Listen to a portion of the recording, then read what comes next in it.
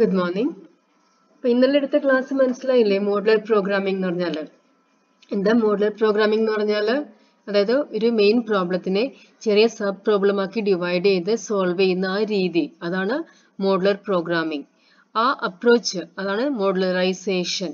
ആ പ്രോസസ്സ് അല്ലേ, ആ അങ്ങനെ ചെറിയ മെയിൻ പ്രോബ്ലത്തിനെ ചെറിയ സബ് പ്രോബ്ലം ആക്കി ഡിവൈഡ് ചെയ്ത് സോൾവ് ചെയ്യുന്ന ആ പ്രോസസ്സിന് പറയുന്ന വാക്കാണ് മോഡുലറൈസേഷൻ. ഇനി ആ സബ് പ്രോബ്ലംസ് ആക്കി ഡിവൈഡ് ചെയ്ത ആ സബ് പ്രോബ്ലംസിന് സെപ്പറേറ്റ് നമ്മൾ ഓരോന്നിനും സെപ്പറേറ്റ് ആയിട്ട് പ്രോഗ്രാംസ് ജനറേറ്റ് ചെയ്യും, എന്നിട്ടാണ് പ്രോബ്ലം സോൾവ് ചെയ്യുന്നത്. അപ്പൊ അങ്ങനെ ഓരോ സബ് പ്രോബ്ലത്തിനും കറസ്പോണ്ടിങ് ആയിട്ട് നമ്മൾ ഉണ്ടാക്കുന്ന പ്രോഗ്രാംസ് ആണ് എന്ത് ഫംഗ്ഷൻ എന്ന് പറയുന്നത്. ആ സബ് പ്രോബ്ലത്തിന് പറയുന്ന വേറെ വാക്കാണ് മോഡ്യൂൾ എന്നും പറയും. സബ് പ്രോബ്ലംസിനോ സബ് പ്രോഗ്രാംസിനോ ഏതിനു വേണേൽ പറയാം. അപ്പൊ ഇനി സ്പെസിഫിക് ആയിട്ട് നമ്മൾ എന്താ ഫംഗ്ഷൻ അതിലേക്ക് വരാണ്. ഫംഗ്ഷൻ എന്ന് പറഞ്ഞാൽ it is a named unit of statements in a program. എന്താ അത്? A group of statements. Unit എന്ന് പറഞ്ഞാൽ കളക്ഷൻ എന്ന് പറഞ്ഞാലും മതി. കളക്ഷൻ ഓഫ് സ്റ്റേറ്റ്മെന്റ്സ്, ഒരു പ്രോഗ്രാമിനകത്ത് കളക്ഷൻ ഓഫ് സ്റ്റേറ്റ്മെന്റ്സ്, അതിനൊരു പേര് കൊടുത്ത് വെച്ചിരിക്കുകയാണ്. എന്തിനായിട്ട്? To perform a specific task. ഒരു നിശ്ചിത കാര്യം ചെയ്യാൻ വേണ്ടി നമ്മൾ എഴുതി ഉണ്ടാക്കുന്ന കളക്ഷൻ ഓഫ് സ്റ്റേറ്റ്മെന്റ്സ്, അതിനെല്ലാം കൂടി ഒരു പേരും കൊടുത്തിട്ടുണ്ട്. അതാണ് ഒരു function. Most of the functions return A value as A result of execution. മിക്കവാറും എല്ലാ ഫംഗ്ഷനും ഒരു കാര്യം ആ സ്പെസിഫിക് ടാസ്ക് പെർഫോം ചെയ്ത് അതിന്റെ റിസൾട്ട് ആയിട്ട് ഒരു വാല്യൂ റിട്ടേൺ ചെയ്യും. ഡെഫിനിഷൻ ഇപ്പൊ മനസ്സിലാക്കുക, കാര്യം കുറച്ചുകൂടി കണ്ടാൽ നമുക്ക് ക്ലിയർ ആവും ഇത്.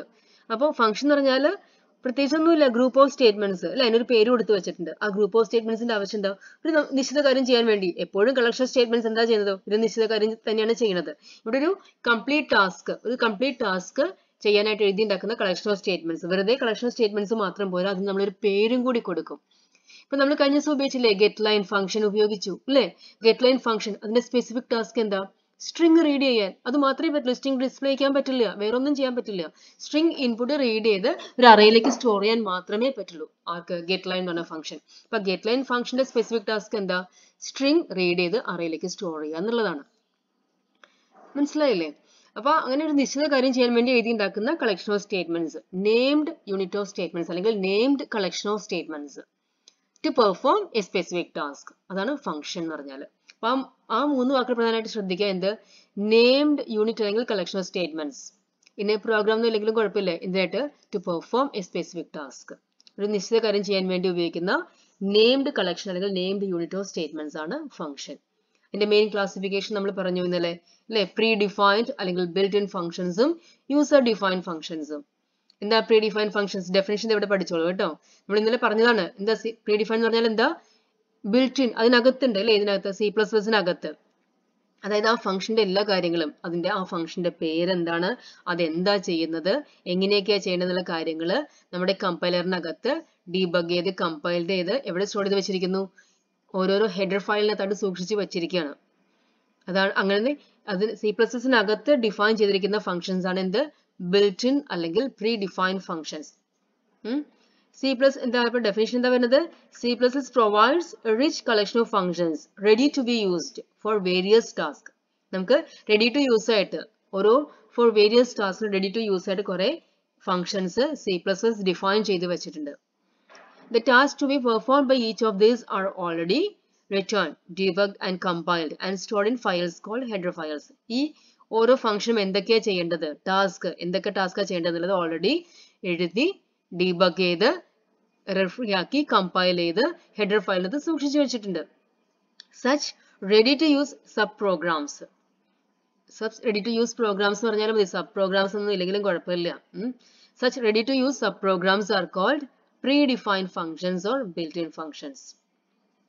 അല്ലെങ്കിൽ they are called എന്ന് പറഞ്ഞാലും മതി. Such sub programs, such ready to use sub programs എന്ന് പറയണമെന്നില്ല. they are called predefined functions or built-in functions. Clear ആയില്ലേ ഡെഫിനിഷൻ? അതായത് C++നകത്ത് റൈറ്റ് ചെയ്ത് ഡീബഗ് ചെയ്ത് കമ്പൈൽ ചെയ്ത് ഹെഡർ ഫയൽസിനകത്ത് സൂക്ഷിച്ചു വെച്ചിരിക്കുന്ന റെഡി ടു യൂസ് ഫംഗ്ഷൻസ് ആണ് എന്ത്? Pre-defined or built-in functions. അതിനകത്തൊരു എക്സാമ്പിൾ ഇപ്പൊ നമുക്ക് പറയാം. നമ്മൾ ഉപയോഗിച്ചു കഴിഞ്ഞു. ഏതാ? ഗെറ്റ് ലൈൻ ഫംഗ്ഷൻ അല്ലെ, നമ്മൾ ഉപയോഗിച്ചു. എന്തിനായിട്ടാ യൂസ് ചെയ്തത്? അത് ഗെറ്റ് ലൈൻ ഫംഗ്ഷൻ നമ്മൾ പറഞ്ഞ എന്താ? ഓരോ ഫംഗ്ഷൻ ബിൽറ്റ്-ഇൻ ഫംഗ്ഷൻസ് എല്ലാം ഓരോ ഹെഡർ ഫയലിനകത്താണ് സൂക്ഷിച്ചിരിക്കുന്നതെന്ന് പറഞ്ഞു. നമ്മുടെ ഈ ഗെറ്റ് ലൈൻ ഫംഗ്ഷൻ ഏത് ഹെഡർ ഫയലിലെന്നാ ഞാൻ പറഞ്ഞത്? ഓർമ്മയുണ്ടോ? അത് അങ്ങനെ ചോദിക്കാറുണ്ട് കേട്ടോ. ഓരോ ഫംഗ്ഷന്റെ പേര് തരും, അത് ഏതൊരു ഹെഡർ ഫയലിനകത്താ പേര് എഴുതാൻ അങ്ങനെ ചോദിക്കാറുണ്ട് ക്വസ്റ്റ്യൻസ്. അപ്പം ഗെറ്റ് ലൈൻ ഫംഗ്ഷൻ ഏത് ഹെഡർ ഫയലിനകത്താ? IOST എന്ന ഹെഡർ ഫയലിനകത്ത്. ഇനി അടുത്തത് യൂസർ ഡിഫൈൻ ഫംഗ്ഷൻ. അതെന്താ പേരിനകത്ത് തന്നെ ഉണ്ട് അല്ലേ? എന്താ യൂസർ ഡിഫൈൻ ഫംഗ്ഷൻ? നമ്മുടെ ആവശ്യങ്ങൾക്ക് സ്വന്തമായിട്ട് ക്രിയേറ്റ് ചെയ്യുന്നു. അപ്പൊ അങ്ങനെ അതിന്റെ എന്താ ചെയ്യേണ്ടത്, എങ്ങനെയാ ചെയ്യേണ്ടത്, അതിന്റെ പേരെന്താ, അങ്ങനെയുള്ള എല്ലാ കാര്യങ്ങളും നമ്മളാ തീരുമാനിക്കുന്നത്, യൂസർ തീരുമാനിക്കുന്നത്. അങ്ങനെ യൂസർ ക്രിയേറ്റ് ചെയ്യുന്ന ഫംഗ്ഷൻ ആണ് user define functions. C++ provides the facility to create our own functions for some specific task. നമുക്ക് സ്വന്തമായിട്ട് നമ്മുടെ ആവശ്യങ്ങൾക്കായിട്ട് ഫംഗ്ഷൻസ് ക്രിയേറ്റ് ചെയ്യാൻ പറ്റും. Everything related to such functions are decided by the user. നമ്മൾ create ചെയ്യുന്ന ഫംഗ്ഷന് ബന്ധപ്പെട്ട എല്ലാ കാര്യങ്ങളും നമ്മളാ തീരുമാനിക്കുന്നത്. അത്രയും പറഞ്ഞാലും മതി. ബ്രാക്കറ്റിൽ വേണമെങ്കിൽ നിങ്ങൾക്ക് പറയാം ലൈക്ക് എന്താ എവറിത്തിങ് റിലേറ്റഡ് ടു എല്ലാ കാര്യങ്ങളും. എന്തെല്ലാം കാര്യങ്ങൾ? the task to be carried out, എന്താണ് ചെയ്യേണ്ടത് അല്ലേ? the name, ആ ഫംഗ്ഷന്റെ പേരെന്താണ്? ഇപ്പൊ നമ്മളിപ്പോ ഉപയോഗിച്ച ഫംഗ്ഷന്റെ പേര് എന്തായിരുന്നു? ഫംഗ്ഷന്റെ പേര് getLine അല്ലെ? ഫംഗ്ഷന്റെ പേര് getLine എന്നായിരുന്നു. അപ്പൊ നമ്മൾ ആ ഫംഗ്ഷൻ നമ്മൾ ഉണ്ടാക്കുന്ന ഫംഗ്ഷൻ നമ്മൾ എന്താ പേര് കൊടുക്കാൻ പോകുന്നത്? ഡാറ്റ റിക്വയർഡ്, എന്തൊക്കെ കൊടുക്കണം? എന്താ ഈ ഡാറ്റ റിക്വയർഡ് എന്നാണ് ഉദ്ദേശിക്കുന്നത്? അതായത് നമ്മൾ getLine യൂസ് ചെയ്ത സമയത്ത് എങ്ങനെയാ യൂസ് ചെയ്തത്? cin.getLine cin.getLine അല്ലേ? ക്യാപിറ്റൽ അല്ല കേട്ടോ. cin.getLine. അത് കഴിഞ്ഞിട്ട് നമ്മൾ എന്ത് കൊടുത്തു? str,25 എന്ന് കൊടുത്തിരുന്നു അല്ലേ? അപ്പോഴേ അത് കംപ്ലീറ്റ് ആയിരുന്നു. എന്നിട്ടാണ് സെമിക്കോളൻ ഇട്ടത്. അപ്പോഴേ അത് കംപ്ലീറ്റ് ആയത്. അപ്പൊ ആ കൊടുക്കുന്ന കാര്യത്തിനാണ് നമ്മൾ എന്ത് പറഞ്ഞത്? ഇത് ഫംഗ്ഷന്റെ പേര്, name of the function. Task to be carried out എന്തിനു ഉപയോഗിക്കുന്നു? എന്തിനായിട്ടാ? സ്ട്രിംഗ് റീഡ് ചെയ്യാനായിട്ട്. പിന്നെയോ ഡാറ്റ റിക്വയർഡ്, അതായത് ഈ ഇതിലേക്ക് എന്തെല്ലാം കൊടുക്കണം. ഇങ്ങനെ ഈ ഫംഗ്ഷൻ, ഒരു ഫംഗ്ഷൻ എന്ന് പറയുമ്പോൾ ഒരു നിശ്ചിത കാര്യം ചെയ്യാൻ ഉപയോഗിക്കുന്ന കാര്യമാണ്. കളക്ഷൻ സ്റ്റേറ്റ്മെന്റ്സ് ആണ് എന്താ ഒരു ഫംഗ്ഷൻ എന്ന് പറഞ്ഞാൽ. അപ്പൊ ആ നിശ്ചിത കാര്യം ചെയ്യണം എന്നുണ്ടെങ്കിൽ നമുക്ക് ആ ഫംഗ്ഷനിലേക്ക് ചില ഡാറ്റ സപ്ലൈ ചെയ്യേണ്ടി വരും. മനസ്സിലായോ? അതായത് കുറച്ചും കൂടി സിമ്പിൾ ആയിട്ടുള്ള എക്സാമ്പിൾ പറയുകയാണെങ്കിൽ നമുക്ക് സം ഓഫ് 2 നമ്പേഴ്സ് കണ്ടുപിടിക്കണം. അതിന് നമ്മൾ ഫംഗ്ഷൻ എഴുതാൻ പോവുകയാണ്. User define function. നമ്മൾ സ്വന്തമായിട്ട് ഫംഗ്ഷൻ ക്രിയേറ്റ് ചെയ്യാൻ പോവാണ്. എന്തിനായിട്ട്? 2 നമ്പേഴ്സിന് സം കണ്ടുപിടിക്കാൻ. അപ്പൊ 2 നമ്പേഴ്സിന് സം കണ്ടുപിടിക്കാനായിട്ട് അപ്പൊ നമ്മൾ ഫംഗ്ഷന്റെ പേര് നമുക്ക് തീരുമാനിക്കാം അല്ലെ? പേരെന്ന് കൊടുക്കാം? നമുക്ക് സം എന്ന് കൊടുക്കാം. എന്തുവരെ കൊടുക്കാം നമുക്ക്. അപ്പൊ സം ആയിട്ട് നമ്മൾ സം എന്ന് പേര് കൊടുത്തു. ഇനി ഈ ഫംഗ്ഷൻ സം കണ്ടുപിടിക്കണമെങ്കിൽ ആരുടെ കണ്ടുപിടിക്കേണ്ടത്? 2 നമ്പേഴ്സിന്റെ കണ്ടുപിടിക്കേണ്ടത്. അപ്പൊ സം കണ്ടുപിടിക്കണമെങ്കിൽ ആ ഫംഗ്ഷനിലേക്ക് നമ്മൾ എന്ത് കൊടുക്കണം? 2 നമ്പർ കൊടുക്കണം. എന്നാൽ ആ ഫംഗ്ഷൻ എന്ത് ചെയ്യും? ആ 2 നമ്പറിന്റെ സം കണ്ടുപിടിച്ച് റിസൾട്ട് നമുക്ക് തിരിച്ചു തരും. മനസ്സിലായില്ലേ? നിസ്സാര കാര്യമാണത്. ശരിക്കും ഇതിന് ഫംഗ്ഷന്റെ ആവശ്യമൊന്നുമില്ല. പക്ഷെ ഫംഗ്ഷൻ എങ്ങനെയാ വരുന്നത് നമുക്ക് മനസ്സിലാവാനായിട്ട് പറയുന്നതാണ്. നമുക്ക് അറിയുന്ന കാര്യങ്ങൾ, സിമ്പിൾ ആയിട്ടുള്ള കാര്യങ്ങൾ പറഞ്ഞാൽ അതിന്റെ ഡെഫിനിഷൻ കുറേം കൂടി ക്ലിയർ ആയി മനസ്സിലാക്കാൻ എളുപ്പമുണ്ട്. അപ്പോ 2 നമ്പേഴ്സിന് സം കണ്ടുപിടിക്കണമെങ്കിൽ ആ സം എന്ന് പറഞ്ഞ ഫംഗ്ഷനിലേക്ക് നമ്മൾ എന്ത് കൊടുക്കണം? 2 നമ്പർ കൊടുക്കണം. എന്നാലേ ആ ഫംഗ്ഷൻ അത് സം കണ്ടുപിടിക്കാൻ പറ്റില്ല. അല്ലാണ്ട് വെറുതെ സം എന്ന് മാത്രം പറഞ്ഞാൽ ആരുടെ സമ്മ, എത്ര നമ്പേഴ്സിന്റെ, എന്തിന്റെ സമ്മ വല്ലതും മനസ്സിലാവോ? ഇല്ല. അതുപോലെ ഇവിടെ getLine എന്ന് പറയുമ്പോൾ getLine എന്ന് പറഞ്ഞാൽ ആ വാക്കുകൊണ്ട് എന്ത് മീനിങ് വന്നു? സ്ട്രിംഗ് റീഡ് ചെയ്യാനാണ്. സ്ട്രിംഗ് റീഡ് ചെയ്യണമെന്ന് മാത്രം പറഞ്ഞാൽ പോരാ, എന്തെല്ലാം കൂടി പറയണം? ഇൻപുട്ട് ആയി കൊടുക്കുന്ന സ്ട്രിംഗ് എവിടെ സ്റ്റോർ ചെയ്യണം അല്ലെ? ആരുടെ പേര്, കറക്റ്റ് ആരുടെ പേര് കൊടുത്തു, str. അത് മാത്രം പറഞ്ഞാൽ പോരാ, കോമയായിട്ട് എന്തും കൂടി പറയണം. അതിന്റെ മാക്സിമം സൈസ് എത്രയാണ്? 25 ആണ്. അതും കൂടി പറയണം. അപ്പോഴത് കംപ്ലീറ്റ് ആവുള്ളൂ. അപ്പൊ അതായത് ഈ getLine എന്ന് പറഞ്ഞ ഫംഗ്ഷൻ ഉപയോഗിച്ച് അതായത് നമുക്ക് ഒരു സ്ട്രിംഗ് ഇൻപുട്ട് ചെയ്യാം. ഇൻപുട്ട് ചെയ്യുന്ന സ്ട്രിംഗ് എങ്ങോട്ട് സ്റ്റോർ ചെയ്യും? നമ്മൾ str എന്ന പേരിൽ ഒരു അറേ ക്രിയേറ്റ് ചെയ്തിട്ടുണ്ട്, മെമ്മറി ലൊക്കേഷനിൽ റിസർവ് ചെയ്ത് വെച്ചിട്ടുണ്ട്, അങ്ങോട്ട് സ്റ്റോർ ചെയ്യാം. അതിൽ മാക്സിമം സൈസ് 25 ആണ്. അതായത് മാക്സിമം 24 ക്യാരക്ടേഴ്സ് സ്റ്റോർ ചെയ്യാം എന്ന് കമ്പൈലറിന് മനസ്സിലാവും. മനസ്സിലായില്ലേ? അപ്പൊ അതാണ് data to be supplied, data required അതിനെപ്പറ്റി പറയുന്നത്. ഇങ്ങനെ ഒരു ഫംഗ്ഷൻ ചെയ്യാനായിട്ട് അതിലേക്ക് സപ്ലൈ ചെയ്യുന്ന ഡാറ്റയ്ക്ക് പറയുന്ന വാക്കാണ് ആർഗ്യുമെന്റ് അല്ലെങ്കിൽ പാരാമീറ്റർ. വരുന്നുണ്ട് അടുത്ത. ഞാനിത് എന്തായാലും പറഞ്ഞപ്പോൾ ഇത്രയും പറഞ്ഞപ്പോൾ അതും കൂടി അങ്ങ് പറഞ്ഞ് കംപ്ലീറ്റ് ആക്കിയതാണ്. കാര്യം മനസ്സിലായോ? അതായത് ഒരു ഫംഗ്ഷൻ, ഈ എക്സാമ്പിൾ ഓർത്താൽ മതി. getLine എന്ന് പറഞ്ഞ ഫംഗ്ഷൻ അത് ഉപയോഗിക്കണം. നിങ്ങൾ എന്തെല്ലാം കൊടുക്കണം? ഇതിലേക്ക് സപ്ലൈ ചെയ്യണം. അറേയുടെ പേരും കൊടുക്കണം, കോമയായിട്ട് അതിന്റെ മാക്സിമം സൈസും പറയണം അല്ലെ? അതെങ്ങനെയാ കൊടുത്തത്? ഈ അറേയുടെ പേരും ഈ സൈസും എങ്ങനെ കൊടുത്തു? ബ്രാക്കറ്റിനകത്ത്. ഫംഗ്ഷൻ നെയിമിനെ getLine എന്നുള്ളത് ഫംഗ്ഷന്റെ പേരാണ്. ആ ഫംഗ്ഷനോട് ചേർന്ന് സാധാരണ ബ്രാക്കറ്റ്, കേളി ബ്രാക്കറ്റ് അല്ല, ബ്രാക്കറ്റിനകത്ത് ഒന്നാമത്തെ അറേയുടെ പേര്, കോമ, രണ്ടാമത്തെ അങ്ങനെ കൊടുത്തു അല്ലേ? അപ്പൊ അങ്ങനെ ഫംഗ്ഷന്റെ പേരോട് ചേർത്ത് ബ്രാക്കറ്റിൽ കോമയായിട്ട് സ്പെസിഫൈ ചെയ്യും. എന്ത്? ആ ഫംഗ്ഷൻ എക്സിക്യൂട്ട് ചെയ്യണമെന്നുണ്ടെങ്കിൽ നമുക്ക് അതിലേക്ക് സപ്ലൈ ചെയ്യേണ്ട ഡാറ്റ. അപ്പൊ അങ്ങനെ ഫംഗ്ഷനിലേക്ക് സപ്ലൈ ചെയ്യുന്ന ഡാറ്റയ്ക്ക് പറയുന്ന വാക്കാണ് എന്ത്? ആർഗ്യുമെന്റ് അല്ലെങ്കിൽ പാരാമീറ്റർ. മനസ്സിലായില്ലേ? അപ്പൊ അതൊക്കെയാണ് അപ്പോൾ നമ്മൾ യൂസർ ക്രിയേറ്റ് ചെയ്യുന്ന സമയത്ത് അതായത് യൂസർ ഡിഫൈൻ ഫംഗ്ഷൻ ഉണ്ടാക്കുമ്പോൾ ആ ഫംഗ്ഷന്റെ എല്ലാ കാര്യങ്ങളും തീരുമാനിക്കുന്ന ആരാ? യൂസറാണ്. അതായത് task to be carried out, എന്താ ചെയ്യേണ്ടത്, പേര്, ഫംഗ്ഷന്റെ പേര് എന്തായിരിക്കണം, അതുപോലെ ഡേറ്റ റിക്വയർഡ്, അതിന് എത്ര ആർഗ്യുമെന്റ് ഉണ്ട്, അത് എന്തൊക്കെയാ വേണ്ടത്, ഇതെല്ലാം തീരുമാനിക്കുന്നത് ആരാ? ഇത് ജസ്റ്റ് ഡെഫിനേഷൻ മാത്രം മനസ്സിലാക്കിയാൽ മതി, വല്ലാണ്ട് ആലോചിക്കേണ്ട. നമ്മൾ ഇതെല്ലാം ക്രിയേറ്റ് ചെയ്യും, അപ്പൊ കുറേ കൂടി കംപ്ലീറ്റ് ആയിട്ട് മനസ്സിലാവും. ഇതിപ്പോ ഡെഫിനേഷൻ മനസ്സിലാക്കാനായിട്ടുള്ള മാത്രം ആ രീതിയിൽ മാത്രം ആലോചിച്ചാൽ മതി. ഇതൊക്കെ എങ്ങനെയാ ക്രിയേറ്റ് ചെയ്യുക, എങ്ങനെയൊക്കെ ആയിരിക്കും, അതൊന്നും ഇപ്പൊ ആലോചിക്കണ്ട. അപ്പൊ അങ്ങനെയെല്ലാം ക്രിയേറ്റ് ചെയ്യുന്ന ഇതെല്ലാം ആരാ ഡിസൈഡ് ചെയ്യുന്നത്? Decide by the user, and hence they are known as user defined function. ഈ ബ്രാക്കറ്റിന് എഴുതിയിരിക്കുന്നതും പറ്റുന്നവർക്ക് പഠിച്ച് എഴുതിക്കൊള്ളൂ കേട്ടോ. ഞാൻ ഏറ്റവും എസെൻഷ്യൽ ആയിട്ടുള്ള കാര്യമാണ് റെഡിൽ മാർക്ക് ചെയ്തത്. ബ്ലാക്കിൽ എഴുതി നമുക്ക് വേണമെങ്കിൽ ഒഴിവാക്കാൻ പറ്റുന്നത് അതും കൂടി പഠിച്ചെഴുതുക. ബ്രാക്കറ്റിലൊന്നും ഇടണ്ട, എഴുതുന്നുണ്ടെങ്കിൽ കണ്ടിന്യൂസ് ആയിട്ട് എഴുതി പോവുക. ക്ലിയർ ആയില്ലേ? അപ്പൊ പ്രീ ഡിഫൈൻഡ് ഫംഗ്ഷൻസും യൂസർ ഡിഫൈൻഡ് ഫംഗ്ഷനും. ഇനി ഇത് നിങ്ങൾ മനസ്സിലാക്കാനുള്ള കാര്യമാണ് what is the role of main function. അപ്പൊ നമ്മുടെ മെയിൻ ഫംഗ്ഷൻ എന്ന് പറയുന്നത് ഇതിനകത്ത് വരും. അപ്പൊ നമ്മളിപ്പോ പഠിച്ചു ഫംഗ്ഷൻ എന്ന് പറയുമ്പോൾ ബിൽറ്റ് ഇൻ ഫംഗ്ഷൻസും ഉണ്ട്, യൂസർ ഡിഫൈൻഡ് ഫംഗ്ഷനും ഉണ്ട്. പക്ഷെ നമ്മുടെ മെയിൻ ഫംഗ്ഷൻ ഇതിനകത്ത് രണ്ടിനകത്തും പെടില്ല. പക്ഷെ ഏതുപോലെയാണ് യൂസേജ് വരിക? യൂസർ ഡിഫൈൻഡ് ഫംഗ്ഷൻ പോലെയാണ് വരിക. എന്തുകൊണ്ടാ? മെയിൻ ഫംഗ്ഷനകത്ത് ആ കേളി ബ്രാക്കറ്റിനകത്തുള്ള പ്രോഗ്രാം കംപ്ലീറ്റ് എഴുതുന്ന ആരാ? നമ്മളാണ്. മെയിൻ ഫംഗ്ഷന്റെ ഫംഗ്ഷൻ ബോഡി അല്ലെ?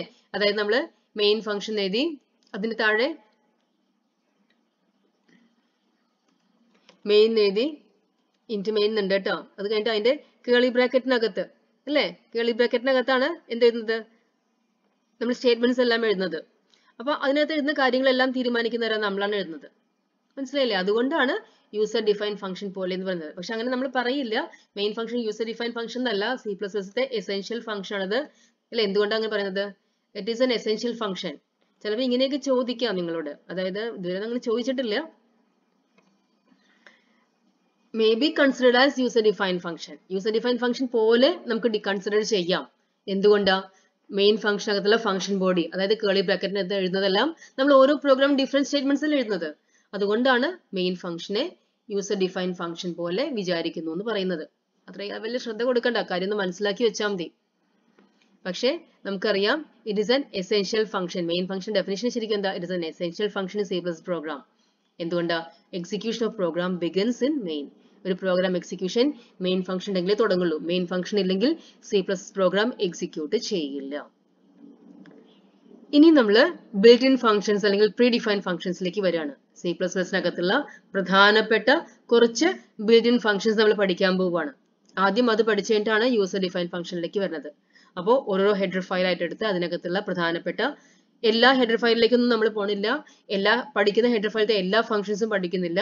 പ്രധാനപ്പെട്ട ചില പ്രീ ഡിഫൈൻ അല്ലെങ്കിൽ ബിൽറ്റ് ഇൻ ഫംഗ്ഷൻസ് മാത്രമേ നമ്മൾ പഠിക്കുന്നുള്ളൂ. ഇനി ഒരു ഫംഗ്ഷൻ എന്ന് പറയുമ്പോൾ അവിടെ വരുന്ന ചില കാര്യങ്ങളും കൂടി നമ്മളിപ്പോ തന്നെ പറഞ്ഞ പാരാമീറ്റർ ഓർ ആർഗ്യുമെന്റ്സ് മനസ്സിലായില്ലേ? Definition while using the functions some of the required data for performing the task assign to it. ആ ഫംഗ്ഷനിലേക്ക് അസൈൻ ചെയ്തിരിക്കുന്ന ടാസ്ക് പെർഫോം ചെയ്യണം എന്നുണ്ടെങ്കിൽ എന്ത് വേണം? അതിലേക്ക് we have to supply some data, require some data to be supplied. ആ ഫംഗ്ഷനിലേക്ക് നമ്മൾ ചില ഡാറ്റ സപ്ലൈ ചെയ്യണം. ഏതാ നമ്മൾ എക്സാമ്പിൾ പറഞ്ഞ മനസ്സിലായില്ലേ? ഇത് ഇവിടെ ഗെറ്റ് ലൈനിലേക്ക് സപ്ലൈ ചെയ്യേണ്ട ഡാറ്റ എന്താ? അറേയുടെ പേരും അതിന്റെ മാക്സിമം സൈസും. സപ്ലൈ ചെയ്താലേ, ഇത് കൊടുത്തില്ലെങ്കിൽ എററാണ്. കാരണം ഇത് കൊടുത്താലേ ഈ ഫംഗ്ഷൻ വർക്ക് ചെയ്യുള്ളൂ. ഇത് കൊടുത്തില്ലെങ്കിൽ എറർ കാണിക്കും, സിന്റാക്സ് എറർ കാണിക്കും. മനസ്സിലായില്ലേ? അപ്പോൾ ആ ഒരു ഫംഗ്ഷൻ പെർഫോം ചെയ്യണമെന്നുണ്ടെങ്കിൽ അതിലേക്ക് we have to supply some data. Such data are called parameters or arguments. വെച്ച് വേണമെങ്കിൽ ഫുൾ സ്റ്റോപ്പ് ഇടാം. ഡെഫിനേഷൻ പാരാമീറ്റർ എന്താ, ആർഗ്യുമെന്റ് എന്താ ചോദിച്ചാൽ ഇവിടെ വെച്ച് വേണമെങ്കിൽ ഫുൾ സ്റ്റോപ്പ് ഇടാം. ബാക്കി വേണമെങ്കിൽ ഇതും കൂടി പറയാം, പറ്റുന്ന ഇതും കൂടി പറയാം. ഇനി എവിടെയാണ് കൊടുക്കുന്നത്? They are provided within a pair of parentheses of the function name. അല്ലേ? ആൻഡ് വെച്ച് വേണമെന്നില്ല, നമുക്ക് വേണമെങ്കിൽ അതിനെ ഫുൾ സ്റ്റോപ്പ് ആക്കാം.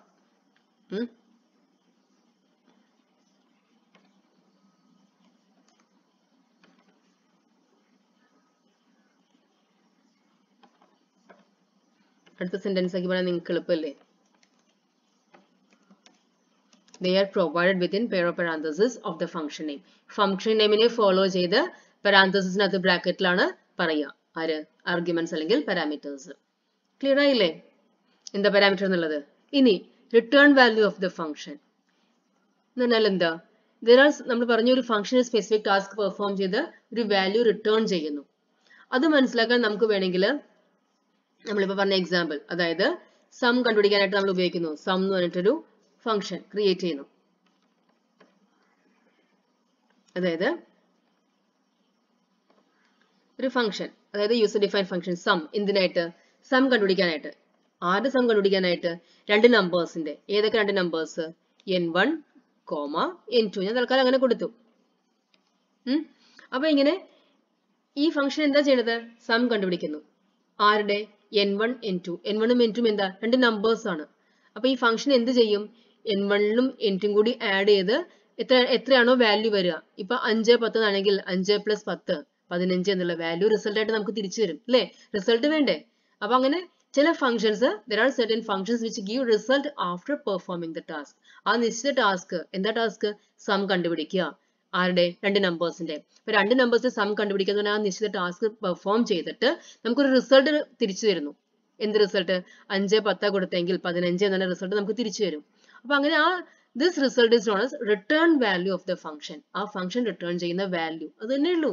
ആ ഫംഗ്ഷന്റെ റിസൾട്ട്, അതിന് പറയുന്ന വാക്കാണ് എന്ത്? Return value of the function. അപ്പൊ എന്താ ഇതൊക്കെ ഓരോ പ്രാവശ്യം ചോദിച്ചിട്ടുണ്ട്, ഓരോ മാർക്കിന് ചോദിച്ചിട്ട് return value of the function എന്ന് പറഞ്ഞാൽ എന്താ അത്? The result returned by the function after performing the task എന്ന് പറഞ്ഞാലും മതി. മനസ്സിലായില്ലേ? ഇങ്ങനെ ഡെഫിനിഷൻ വേണമെന്നില്ല, കാര്യം മനസ്സിലാക്കുക. എങ്ങനെ പറഞ്ഞാലും മതി. എന്താ റിട്ടേൺ വാല്യൂ എന്ന് പറഞ്ഞാൽ the result which the function returns after performing the task. അല്ലെങ്കിൽ ഇതുപോലെ ഡെഫിനിഷൻ ആയിട്ടും സെന്റൻസിനകത്ത് പറയാം. ടെക്സ്റ്റ് സെന്റൻസ് ഞാൻ മാർക്ക് ചെയ്തൊന്നും മാത്രമേ ഉള്ളൂ. എങ്ങനെ വേണമെങ്കിലും എഴുതാം. കാര്യം മനസ്സിലായില്ലേ? നമ്മൾ ഒറ്റ സെന്റൻസിനകത്ത് പറയാം. The result returned by the function after performing the task. എന്ത്? Return value of the function. അപ്പൊ ഒരു ഫംഗ്ഷൻ എന്ന് പറയുമ്പോൾ അവിടെ പാരാമീറ്റേഴ്സ്, ആർഗ്യുമെന്റ്സ് ഉണ്ടാവും, റിട്ടേൺ വാല്യൂ ഉണ്ടാവും. മനസ്സിലായില്ലേ? ഇനി പ്രധാനപ്പെട്ട ഒരു 4 കൺസോൾ ഫംഗ്ഷൻസ്. തൽക്കാലം ഇത്രയും പഠിക്കൂ. ഈ ഇത്രയും കാര്യങ്ങൾ: function definition, return value, parameter, argument. അത് പഠിച്ചു നോക്കൂ. ബാക്കി അടുത്ത ക്ലാസ്സിൽ ഞാൻ പറയാം. ഓക്കെ.